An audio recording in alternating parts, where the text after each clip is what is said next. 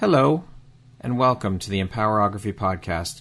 This is a platform created for women's voices to be heard and a place to share their stories, journeys, and successes with the world for the purpose of helping other women who might be on similar journeys.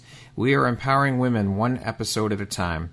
I'm your host, Brad Walsh, so kick back, grab one of your favorite beverages, and enjoy the stories.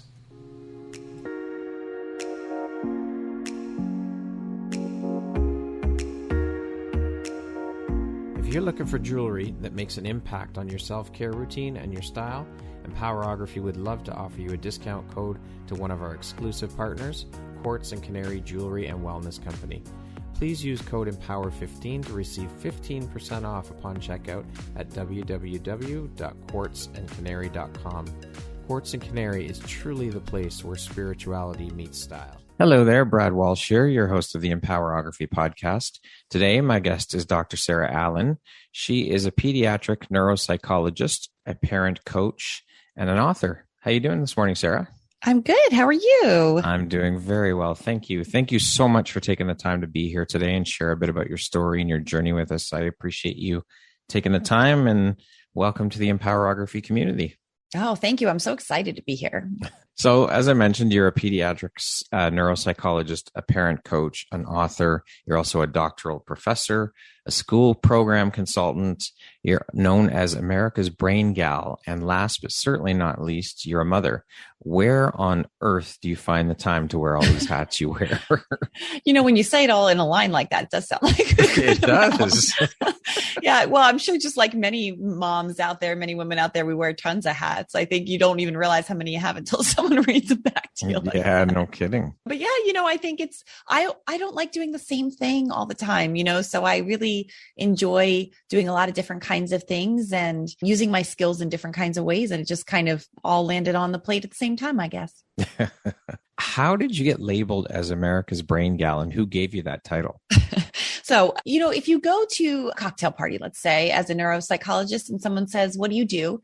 You say, "Oh, I'm a neuropsychologist." They say, "Oh, you're a nurse. My sister's a nurse." And you say, "No, I'm not a nurse. I'm a neuropsychologist." And then they don't really understand. So finally, I just started saying, "I'm a brain gal." You know, and they're, "Oh, okay. And then of course you'll get the, "Tell me what I'm thinking."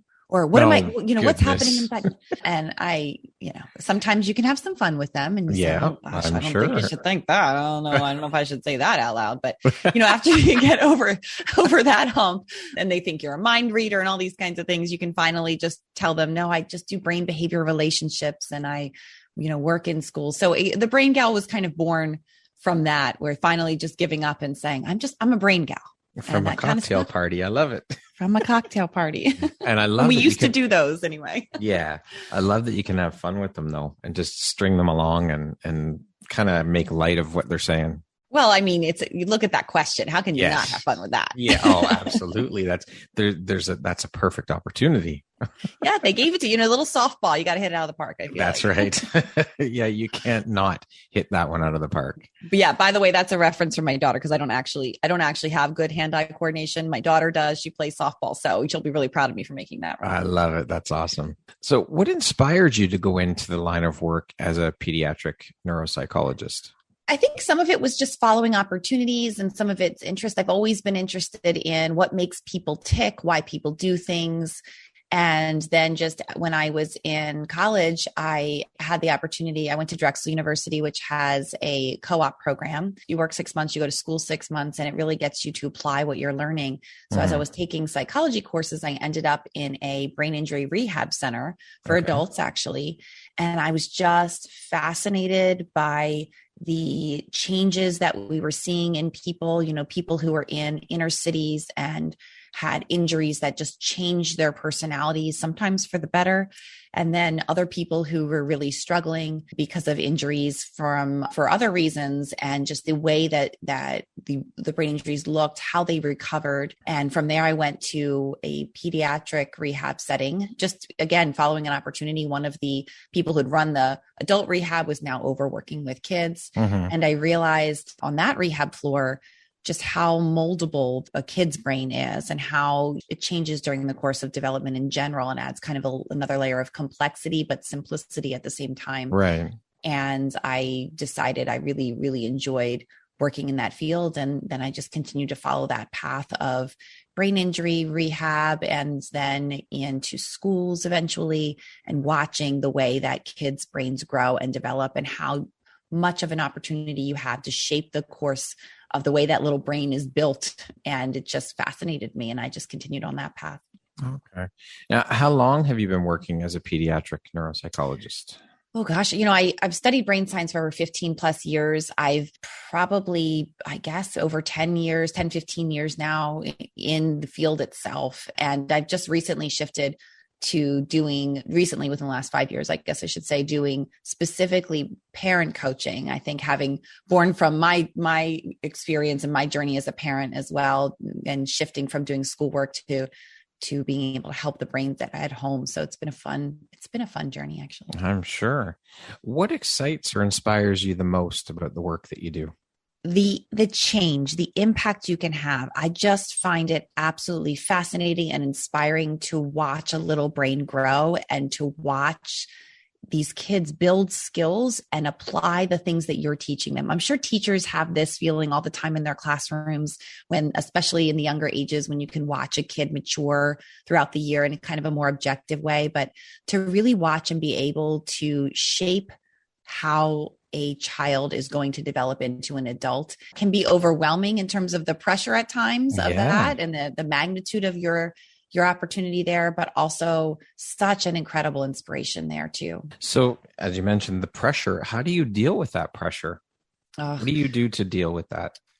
Well, I think for me, it's a matter of balance. It's a matter of balance and communication, having the chance to be able to step back and look at things a little more objectively, take some time and step back and say, okay, how are these little brains growing right now? And what do they need from me? And what do I need to give myself so I can be a whole brain for their brain? Yeah. And then also being able to teach communication and model communication about what your needs are and what your intention is. I think that that's been probably one of the most valuable tools that I have as a parent and as a professional. What would you say is the most challenging part of your career?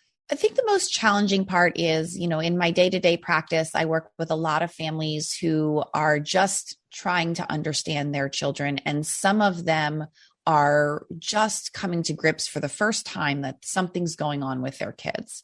And so to really be able to go and meet those parents where they are and help to bring them along in a process that I'm so familiar with can be a little bit challenging at times. You have some parents who are ready to take that journey with you, and some parents who need to go through kind of a grieving, angry process in order to be able to get to the other side of that. And you learn as you become a professional and the more experience that you have, that sometimes those reactions are not about you.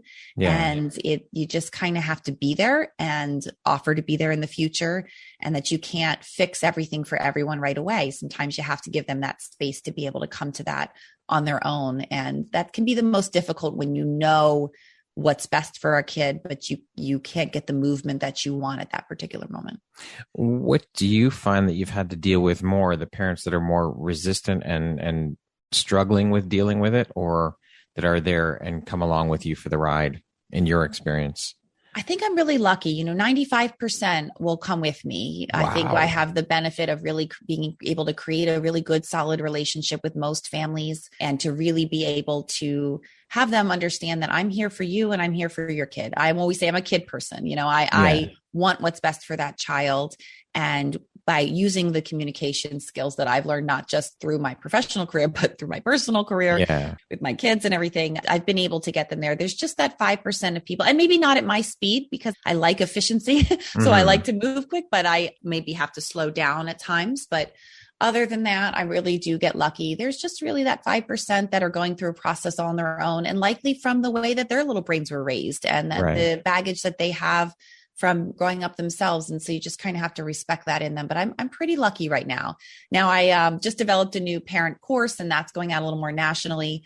And so there's you open yourself up and you're kind of a little more vulnerable there, and the relationships are a little bit different. So I might expect that percentage to change a bit over time. But for right now, I've been very lucky. That's amazing. Now, you help parents and teachers efficiently and effectively learn to look at their kids as little brains so they're able to raise connected and successful humans. Why is this so personally important to you? I've had a lot of, I guess, what we will eventually call tragedies in my life. But again, one of those things that you don't realize until you put all down on paper because it's just kind of been your experience. But as I sat down to write my book, Raising Brains, I did put it all down on paper. And I realized that one of the most important things for kids in the end, when they become adults, is happiness. For myself, I realized that. For my children, I realized that. And the road to happiness is really to have good coping and adaptive skills and to be able to work through the hard times as well as you can work through the good times. So I became really passionate about this through some of the experiences that I've had. And I really wanted to make sure I could help other families recognize the teachable moments that they're having on a day-to-day basis and the ways that they can impact those little brains in a positive way, so that when you get to something like a pandemic and the world shuts down and your life was going in one direction and now it's suddenly going in another, that we can use that opportunity to teach our kids how to be happy and successful instead of how to have mental health issues and really struggle and sit in that. And so that became very important when you kind of look at the pandemic and those kinds of things that had happened. But these things happen all the time. Bad things happen. We can't save our kids from bad things, right, but we can really help them develop these skills so that they don't become a middle-aged adult who decides that they hate their job as a lawyer working 100 hours a week and they, cut off and go to a deserted island somewhere, so they can live all by themselves naked, unless that's their passion. I always say, if it's your passion, go for it. But we want them to do it because it makes them happy, not because it's the default coping mechanism. Right. So have you seen an uptick then in kids coming in? Definitely. Because of the pandemic? Yeah, definitely. Yeah. We've seen a significant increase in mental health issues. Even if you look at the literature, we've seen increases in suicidal ideation and in emergency room visits for mental health concerns. And I think it really highlights the issue that I saw happening before all of this, which is just that we need to develop these coping skills. These are not skills we're born with, they're learned skills. And we need to use our understanding of ourselves and help our kids gain understandings of themselves so that they can be able to put that together, use what I call a growth mindset approach and really work towards bettering themselves on a day-to-day basis and managing things when they get thrown their way, like they did with the pandemic. Yeah. Now, speaking of techniques and ideology and whatnot, can you discuss a couple of the techniques you use and teach parents and teachers to implement to help their children? Absolutely. I really like to start with some theory. And the reason I like to start with that is because when you understand what you're trying to do, then when your children break the rule that I give you. So I always say, if I were to give you 10 rules, your kids would break the first 9 in the first 10 minutes. And so it's really not helpful to tell you when this happens, do this, when this happens, do that, because the whens change all the time. The styles change. The kids are different. So really what it comes down to is thinking about your kid like a little brain and thinking, what does this little brain need to learn? And what can I teach this little brain? And when you approach things from that perspective, things shift for you a bit. So instead of seeing a kid being oppositional or screaming and yelling as they walk down the stairs, you might see a kid who's really struggling with a friendship right now and doesn't know how to express what's happening with them, or even maybe they don't know how to identify what that emotion is in the first place. They just don't like it and they need to lash out and they don't feel good. And as you start to do that, you really start to see where you can be helpful to them. You can say to them, I understand you're upset, but screaming and yelling at me isn't the way to go about it. What's happening with you? Yeah. And you start to ask those questions, things completely change. Your relationship change with your kids. And you can start to pinpoint and identify what skill that child needs to learn at that moment that is going to help them develop these skills in the future. What is the age range of the children that you work with? Oh, geez. I work with children from 2 all the way up through their 20s. And honestly, I've even started working with adults with children at this point. I think the sweet spot for my Little Brain Master Parenting program is about 2 to 15. Okay. That's the thing about these things. I always say we kind of practice what we preach. So we work on moms as individuals, as much as we work on kids, the strategies I use them. They're appropriate for everybody. Sometimes I sit here and think, what does my little brain need to learn? What do I need to teach my little brain? And it's just effective in really getting, the part of the concept is a growth mindset approach. You want to think about where are things going really well? I like glow and grow charts. They're my favorite. So where are you glowing? Where are you just really rocking life? And where do you need to grow? And if you're constantly having that mindset, you're thinking about the top 3 things you need to work on and your kids need to work on. That becomes a team process. Right. So the whole family is working on that. So this is something we're all going through. These are life skills. And so they really span the ages.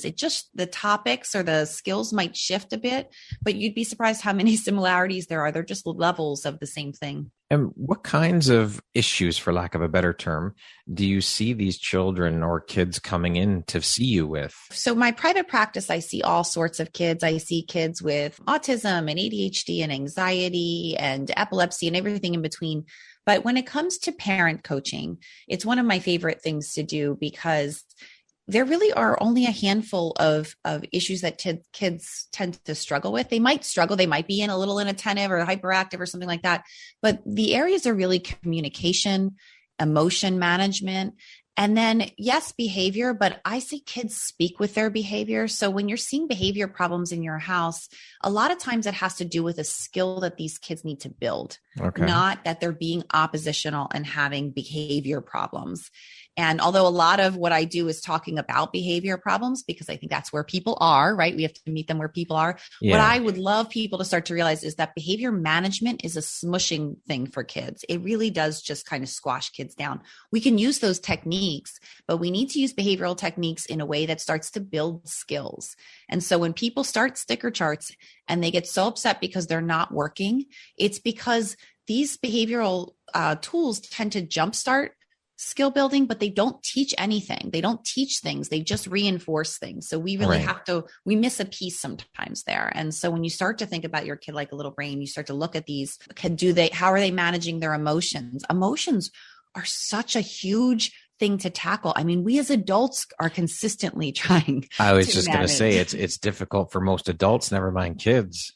Exactly. And so, think about that as a little kid I often talk about my son who had so much difficulty controlling his emotion. I say, he's a passionate, spirited little boy who has got a lot of feeling in him. And we don't want to smush that. Right. Feeling is good. Yes. We just want to help him contain that a little bit. And as a little kid having all of that feeling, it comes out in flailing arms and running and yelling and kicking and screaming. And it took years to be able to use these tools that I'm talking about today to help him build up his emotion management. So he needed to learn what he was feeling first, identify that feeling.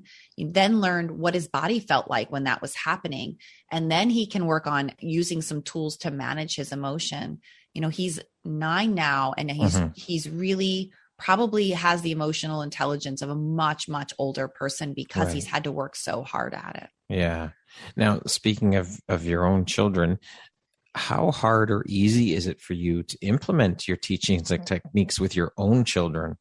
Oh gosh, it's awful, right? Because, it's not that I don't, I think I have a little head start here. And I always say this to parents, I have a head start here because I've studied the brain, like I said, 15 plus years. I have this program, I've written it down, I teach it.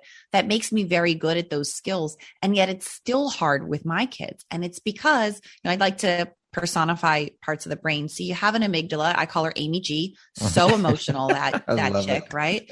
I picture kind of like my 11-year-old, like a teenager, like moody and grumpy all the time, could go any way at any point, right? Mm-hmm. And then you have the frontal lobe, Franny, who's kind of like, like an older, seasons kind of professional, knows what she's doing, keeping the whole ship together, right? So Amy G and Franny are the ones that run this entire thing. So your kids are real good. Your own kids, my own kids, are really good at provoking Amy G. And Franny can only do so much, right? So these tools are very, very helpful. But when you have your own kids who are getting every button that you have, and I always say, we're passionate about our kids, and kids are passionate about pushing our buttons. Yes. Your Amy G's are going to flail more. And so I need what I call a dream team. I need people in my corner. I need to step back and think about what's happening and take my breaths and use all my skills even more with my kids. So, as awesome as it is to have that background and be able to help people like my son, be able to help him build that emotion, with my daughter, especially, I have to step back a lot. We butt heads a lot, and we have to really work really, really hard at making sure our relationship is solid and that I am helping to raise her little brain in the right way. And she just doing her job of pushing back and pulling for independence and all of those things. Yeah. And, we really have to work on keeping our relationship good while still parenting, still allowing me to be the mom and her to be the daughter. And, those are not easy. People think this is easy. They want it to be easy, and it is not. And anyone who tells you that it's easy is completely just lying, because it's not. No, parenting is the toughest job in the world. I mean, kids don't come with a manual. Mm-mm. We have to, yes, we can look at our relationship with our parents and pull different things from that to help us. But other than that, it's like you're learning on the fly. You're just figuring it out as you go. It is definitely tough. It is, without a doubt, the toughest job in the world, being a parent.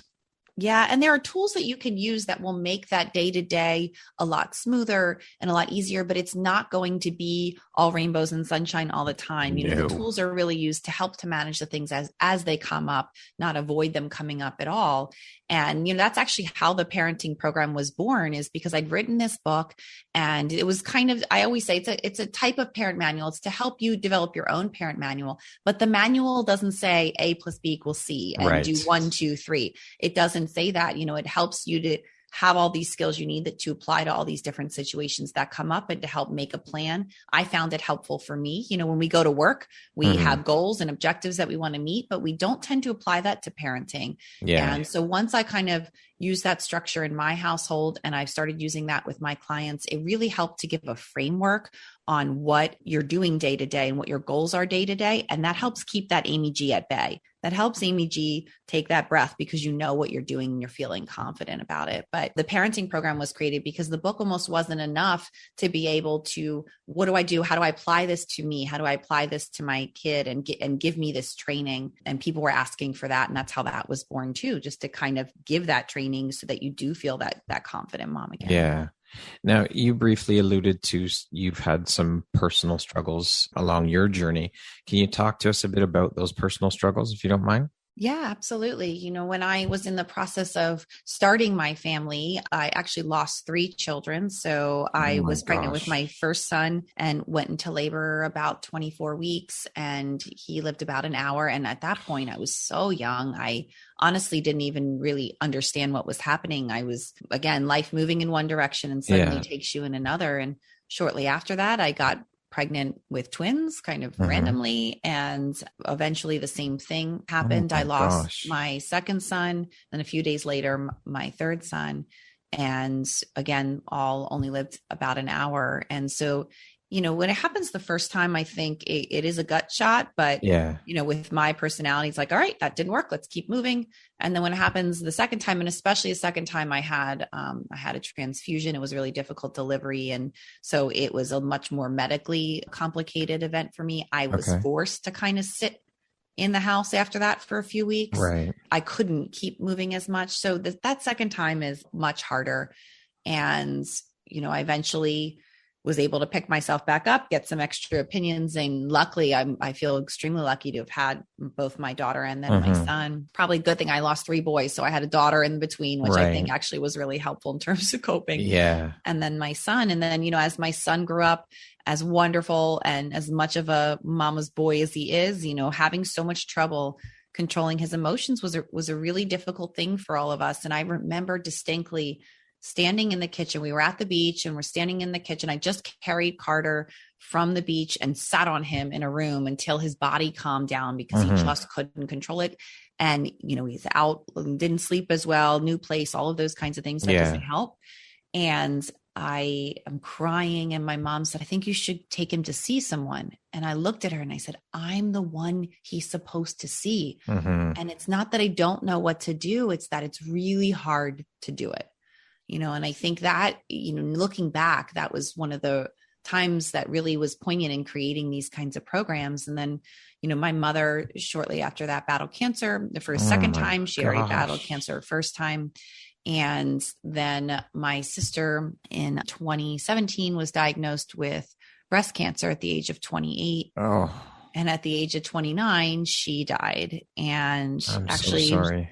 yeah, actually her anniversary is August 11th. So, this has brought up so many different things for us. And it was one of the first times that I had to help my children cope and go through something as I was going through it. When I lost my kids, that was difficult and we worked through that, but I didn't have my own children to have to parent at the same time. And when their Aunt Nana died, I had to manage my own emotions and model what that was like for them while also helping them go through it. And, that really tests your ability to parent. It tests your ability to cope and really shows the benefit of working together as a team, because I could say to them, I'm sad, but I am going to feel better. I'm just sad right now. And being sad right now is okay.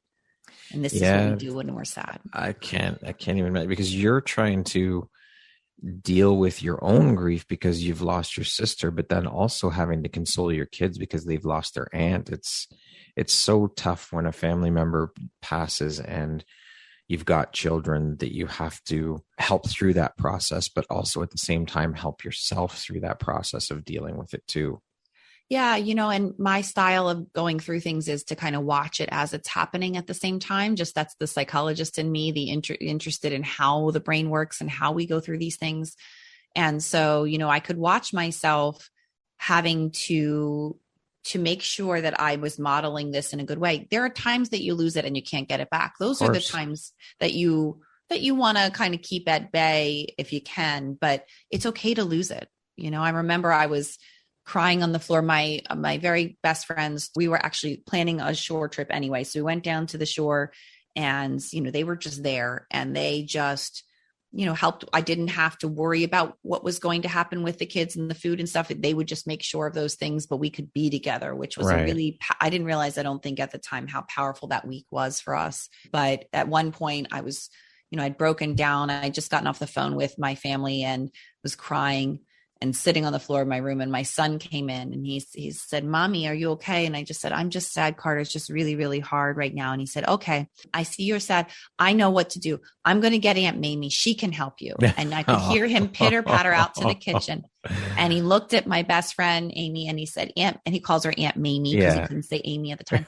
He said, Aunt Mamie, my mommy is very sad. And I think that you can help cheer her up. So can you go in there and help her? And he said, she said, oh, Carter, I'm so proud of you for coming to get some help for your mom. That was a very sweet thing to do. I'll take care of you. He says, okay. And he just runs off, knows he took care of it. And, she came in and we chatted and amazing. Yeah. And it just goes to show, that's a kid who's been working on his emotions for a really long time. He knows that they get out of hand sometimes. You need to get him back. He didn't worry about me. He wasn't thinking, oh no, my mother's never going to get it back. He took care of the problem and he moved on. That is awesome. That speaks volumes and is a huge testament to who you are as a mother and teaching your kids. I think that's absolutely incredible. What an amazing job you've done.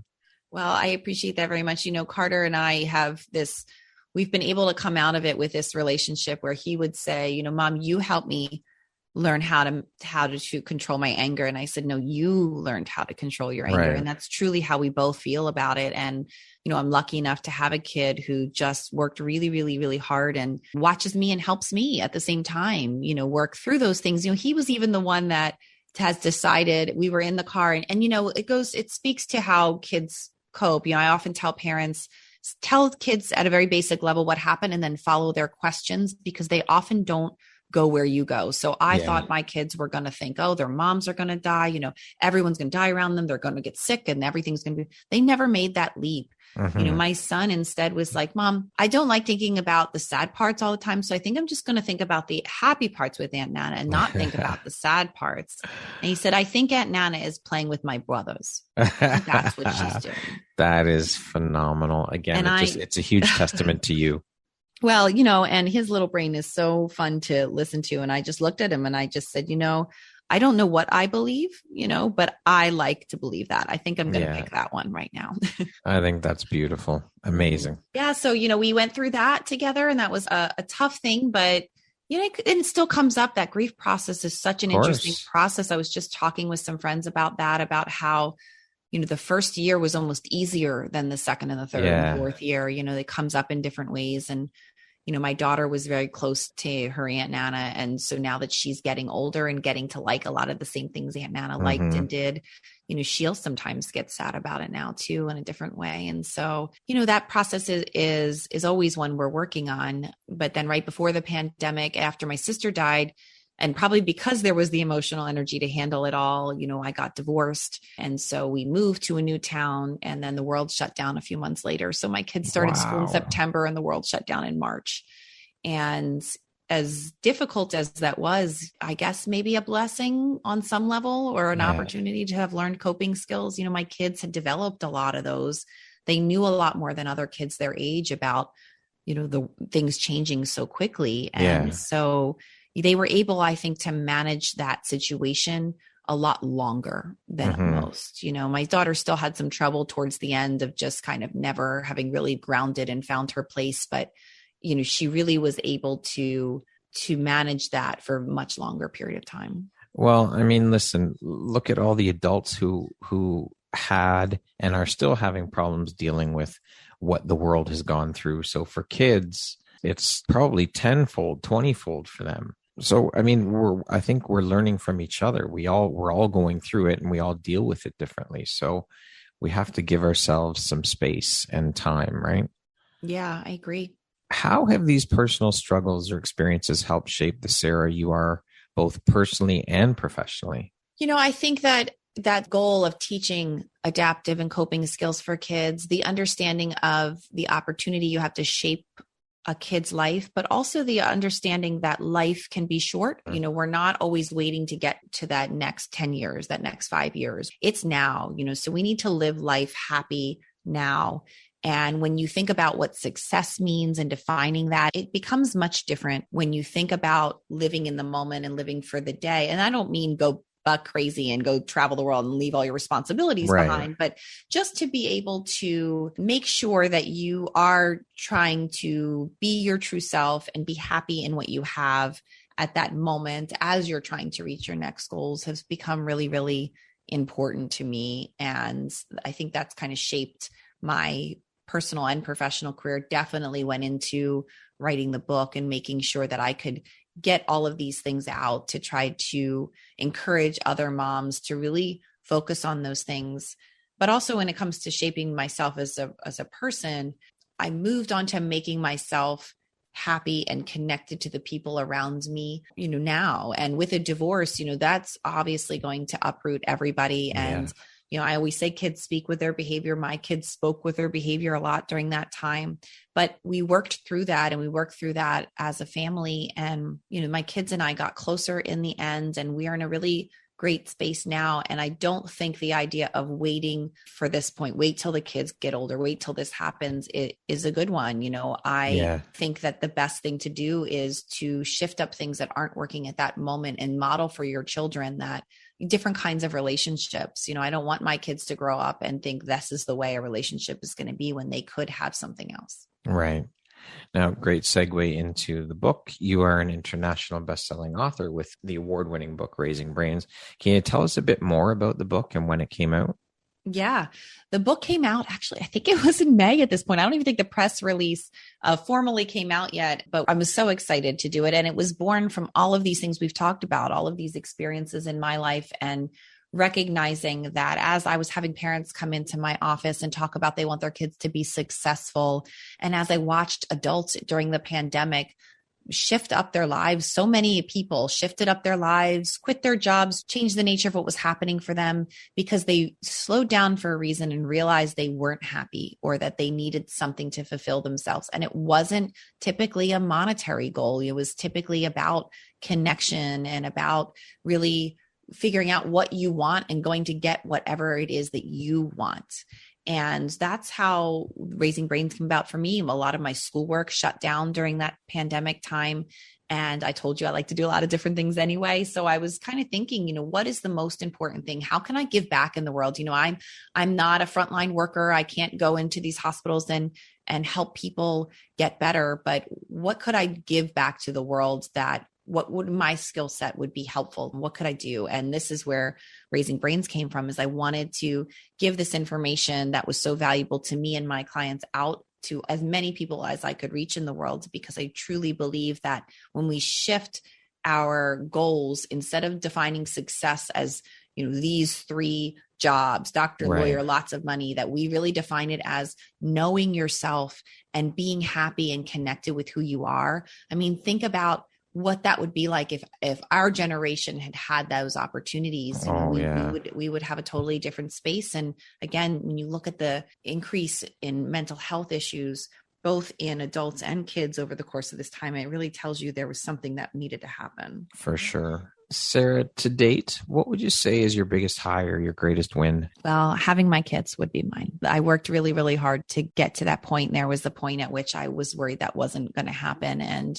I really honestly believe I got lucky in a lot of ways looking back on it. Not to say that we didn't go through, a whole heck of a lot of medical support at that time, shots every day and all different interventions. But I believe having my kids, I remember so my daughter was born with a C-section, but my son, I had a VBAC for my son. So I had kind of the quote normal delivery. And I had, all of the times that I had delivered my kids that way, they took them away and said, I'm sorry, you don't leave the hospital with him. But my son was like, one of the perfect deliveries. I went in, they induced me. I was in labor for a little bit. And, then I was able to deliver this baby, and the baby came out and started crying, and it was dirty and disgusting and was put right on my chest and looked up at me screaming and never left the room.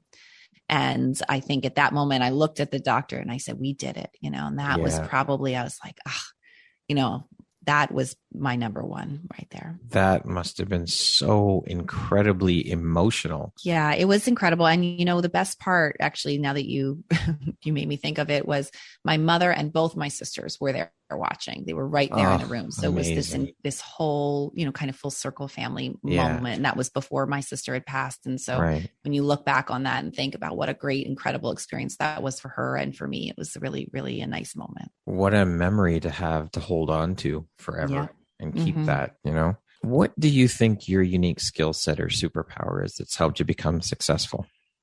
It has to be the persistence, especially when I hear myself say these things back and think, wow, I think it's just the pig-headed, bullheaded, keep going. And I have this thing where it's a blessing and a curse at times, where I have this drive to be happy. I want to be happy more than I want to be sad. Yeah. And, it's this thing that always makes me see the best in people sometimes when it's not there too. Always just makes me pick myself up by my bootstraps and keep going. I just don't know any other way. That's probably a testament to my mother and how she raised me. And it's that I think has just, I don't see any other path but through it and up. I love it. Speaking of success, how do you define success? What does that word mean to you? Well, I love this question, because we've talked a little bit about this, but for me, success is really knowing who you are, having the self-awareness and being able to be confident in that and comfortable in that and continue to make yourself better. So not failing, but continuing pushing yourself to the point, maybe of failure, because you're working up and working through those. So success for me is making yourself better, and then also being really connected with the world around you, being genuinely having relationships and imparting what you know for other people and helping to make the world a better place. As silly as that sounds, it's true, giving what you can back into the community and having that fuel you again. I think that is what creates that genuine happiness. And to me, success is a happy, connected brain. So those things are really important to me. Love it. What advice would you give someone wanting to pursue a career similar to yours? Follow what's interesting to you. There's a box that neuropsychology has been put in sometimes, or that any field really is put into. And I've never been in that box. I've always been outside that box. It's my life is just trying to like square peg round hole things. I just keep, every skill I have, I want to apply in a million different ways. But I really think it's about making sure you follow what's interesting to you. You don't have to do things the way they're supposed to be done or the way everyone else did them before you. Do the things that feel good to you and that interest you and that you're good at, that you can use to help people. And I think that that's the best way to go when, again, your goal isn't just to become this professional. It is to become a professional that can help people and be happy and connected themselves. It's okay to color outside the lines. It is, isn't it? I think it should be encouraged, actually. It's my favorite place to be. So I can't. There you go. Sarah, what would you say is one of the most important things you've learned in your life? And what was your life like before learning it? And what was your life like after learning it? I think it's about being connected. I know that's been a theme in our conversation here, but any time in my life that I've gotten off the right path, it's because I wasn't connected to what I wanted or what felt good to me, or it was because I wasn't trying to genuinely connect with other people. If at any point I tried to use somebody to get ahead or get something I wanted, instead of thinking about that connection, my life kind of veered off. And so, with different parts of my life has changed in a number of different ways, even professionally. And there was one point that I was running a school for kids with Asperger's and ADHD and anything that kept kids out of a public school setting. And I was running a private school at that time. Actually, this was during one of the major school shootings as well. So there was a whole other layer in trying to keep kids safe and comfortable and developing all of these skills. It was a lot of pressure. And I had just shifted from doing that job to becoming a professor, actually, and starting my own private practice. And at that moment, my husband at the time decided to leave his job, just kind of walk out and leave his job. Wow. And so there was a lot of pressure on me at that point to be the sole breadwinner, to manage the emotions, what was happening with him, what was happening with me. I had really young kids at the time. And at that point, I think I kind of got off that path of, I needed things, right? I needed to make sure I brought in income. I needed to build this practice. That doesn't work. What serves you better is, how can I help this person that comes into my office?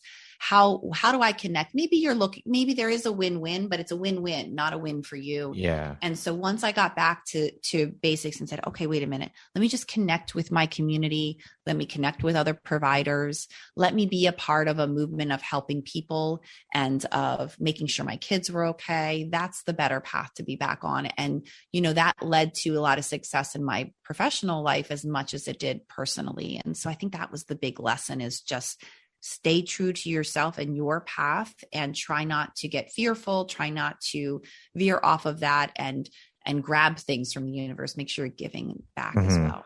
I mean, authenticity, right? But it is going to happen. You are going to veer off the path at times, but as long as you get back to that path and back to being authentic you'll be okay.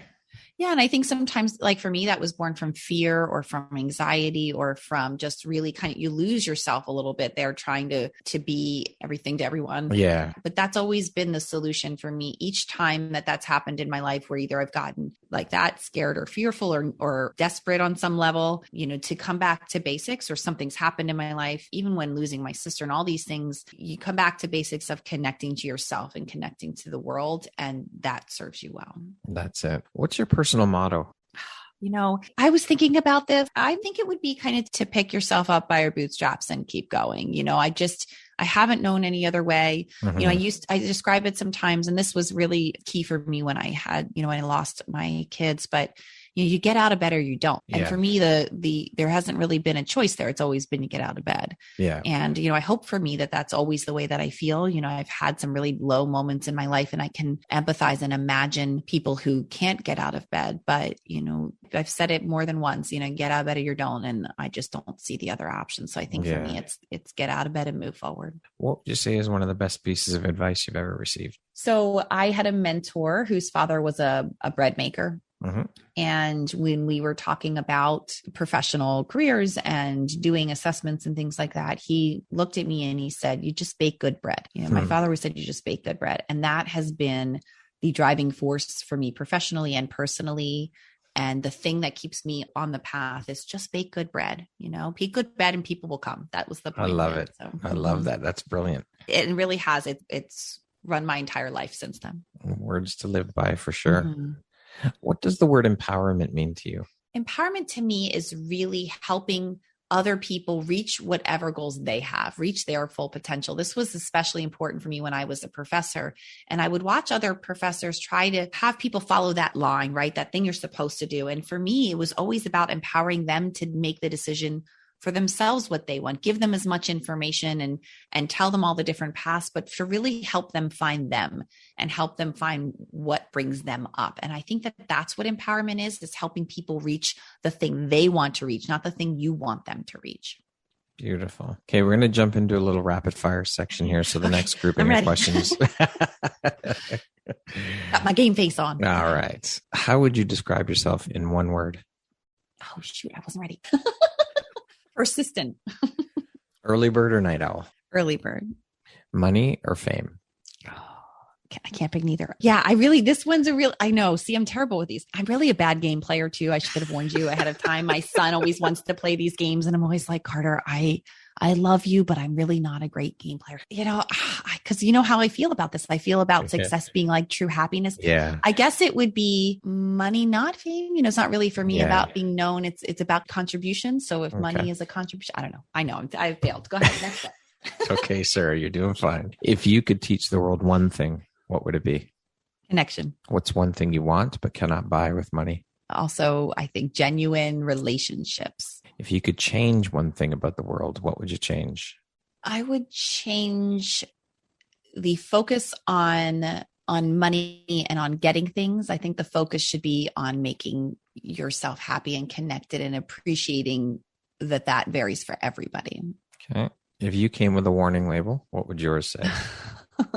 Should ask my partner this question, or maybe I shouldn't ask my partner this question. Impatient. I am not patient. I like efficiency and effectiveness, as you said. And so I think it is that I like to move very quickly. The last book or podcast I listened to or read was? Matthew McConaughey's Green Light, probably one of the best books I have listened to. And I would recommend listening to it, not reading it, because he reads it and it is just phenomenal. I have that audiobook. I will have to listen to it. I can't recommend it enough. If you talk about coloring outside the lines and getting somewhere in a different way and landing in he has such incredible self-awareness, speaking of which, and just the lessons learned. I can't recommend it enough. I'm going to start that today then, Sarah. Thank you for that push. I've had it sitting there. Careful, because you'll be stuck. You're going to be stuck there until you're finished. So. My favorite way to unwind is? Bath. Mom life is? Hard. That concludes our rapid fire section. Now back to a regularly scheduled program. What's an unexpected blessing or occurrence in your life that you're grateful for? I think all of these things that have happened to me, I wouldn't choose them by any stretch of the imagination, but that coupled with my just kind of need to be happy, I would say, the desire to be that, it has shaped who I am, and it has shaped who I am as a parent. So I feel like that's going to be passed down a couple generations, if I have anything to do with it anyway. And, and I think that has unexpectedly been probably the thing that shaped my life the most, instead of the things that were supposed to be the blessings, Yeah. What would you say is one of your biggest failures, or let's call them life lessons or teachable moments? And what did you learn from it? Favorite failure. This is a tough one for me, because my life has been a series of teachable moments, not necessarily to my own, not something I have done. I would have asked. I think it is that series that I would say that has really done it. You fail once and it's one thing, but for example, having children, that felt like a failure, and the third time felt like a failure too. Right. But, when you succeed on the other side of that for a number of things, and it's happened to me professionally too. I've had a number of job changes or career moves that have gone differently. And I think just seeing all of those as an opportunity has really shaped it. I always say you can't really control what's going to happen to you. And actually the way that I landed on all of that is that I can't control the world. If I could have shifted any of those things, if I could make my sister not die, if I could make the kids not die, if I could, keep us all from getting sick, I would, but I don't have that kind of power. And that's been almost freeing to me, because what I've just done is said, okay, I do the best I can, and then it's up to the universe. And so, it's almost less pressure, not more at that point, because I just do everything in my power and then I have to give up that power. That's an incredible way to look at things, though. And especially going through what you've gone through. I mean, a lot of people would have just curled up and given up. So kudos to you for your strength and courage and resilience, Sarah. Well, I think it's probably to my mother, as you pointed out earlier, that it does come from that kind of thing. I didn't seem like a choice to me at the time. And I think a lot of people going through a lot of difficult times, we call it courageous and we call it strong, but there really isn't much choice on some level, What would your friends or parents or siblings or even your closest friends list as a couple of your best characteristics, would you say? I think loyalty, for me, I love very fiercely. I have learned, if you are in my pod, I will defend you till my dying breath. And that doesn't mean I might not tell you what I think that you might have done, but nobody else better comments in there. And I really value close relationships and true support, not it's not my place or it's not my time, but really being able to get in there and just have those deep, intimate relationships with friends and with family, I think are really, really important to me. And you can't do that with everybody. It's a lot of time and effort and energy and emotional power to do that. But with those few people, I think that that's extremely important to me. If you could step into my shoes, what would you have asked yourself that I didn't ask you? Oh my goodness. We've talked about so much. I can possibly think that you left out a question here. All right. I'll take that. Sarah, if you could go back and give your younger self one piece of advice, what would that piece of advice be? Oh, you know what? I'm going to tell you a story about my 11-year-old the other day because she had some issues with some friends of hers and she goes to camp and she is the same as I was at that age where I thought I could handle everything and I knew what I was doing and I didn't need anybody's help and I could do it all, and I wanted to be older than I was. I wanted to be able to be that thing and know that thing. And I sat with her yesterday and we talked a bit about how when you're navigating relationships with friends, it's okay. You're going to fail. And I'm here to talk to about those things, not to tell her what to do, but to help guide her. I said, I've been an 11-year-old. She said, Mom, times have changed since you were 11. I was like, oh my God, I think I officially just became my mother. I cannot believe I just had that conversation.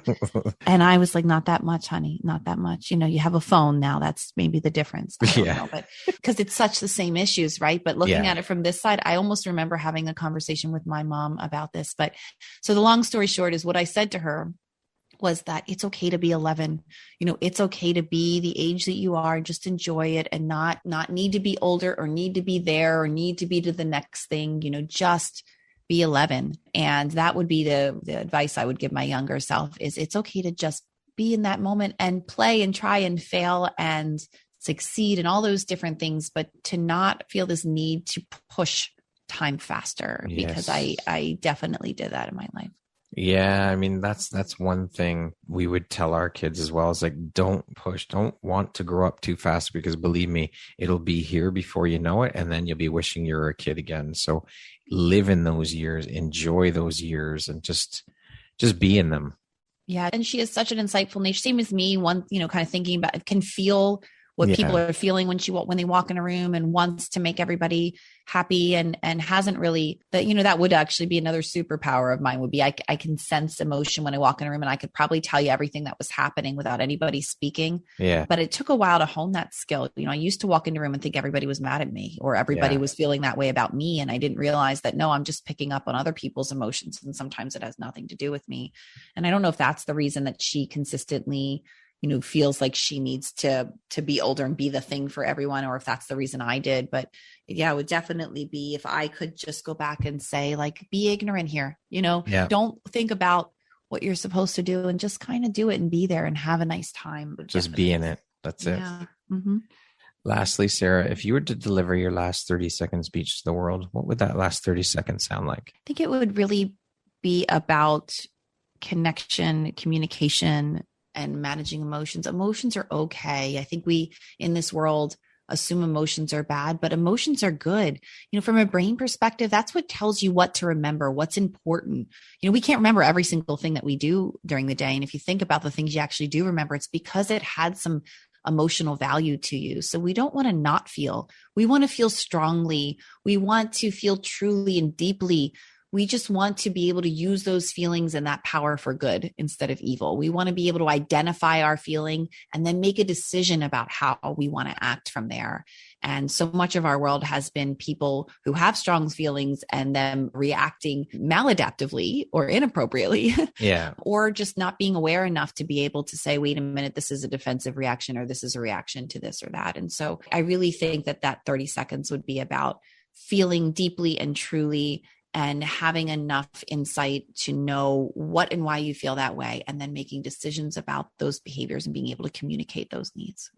Beautiful. Thank you so much, Sarah, for taking the time to be here today and share a bit about your story and your journey. It's been an absolute pleasure chatting with you and learning about your personal struggles and experiences. Thank you for taking me along that journey with you and sharing that.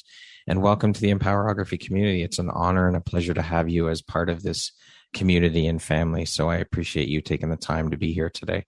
Well, thank you so much for having me. This has been really wonderful. Once again, my name is Brad Walsh, host of your Empowerography podcast. Today, my guest has been Dr. Sarah Allen. She's a pediatric neuropsychologist, a parent coach, an author, and America's Brain Gal. Thank you so much, Sarah. I hope you have an amazing rest of the day. Thank you.